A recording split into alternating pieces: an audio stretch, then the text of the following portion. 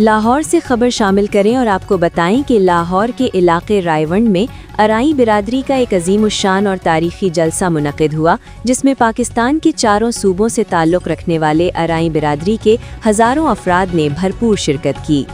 جلسے میں سابق گورنر پنجاب اور سینیٹر چودھری محمد سرور، جنرل ضیاء الحق مرحوم کے بھائی، ارائی برادری سے تعلق رکھنے والے اراکین قومی اور صوبائی اسمبلی، MNA اور MPA سمیت ملک بھر سے اہم سیاسی، سماجی اور معزز شخصیات نے شرکت کی۔ اس موقع پر ارائی کمیونٹی پاکستان کی مرکزی اور صوبائی تنظیمی باڈی کی تشکیل بھی عمل میں لائی گئی۔ اجلاس کے دوران متفقہ طور پر آپ کو ارائی کمیونٹی پاکستان کا مرکزی نائب صدر منتخب کیا گیا۔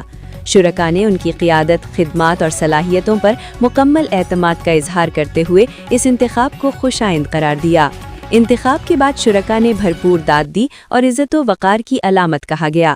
اپنے خطاب میں انہوں نے ارائی برادری کا شکریہ ادا کرتے ہوئے کہا کہ یہ عہدہ آپ کے لیے اعزاز کے ساتھ ساتھ ایک بڑی ذمہ داری بھی ہے، اور آپ دعا گو ہیں کہ اللہ تعالیٰ آپ کو اس ذمہ داری کو دیانتداری، اخلاص اور بہترین انداز میں نبھانے کی توفیق عطا فرمائے۔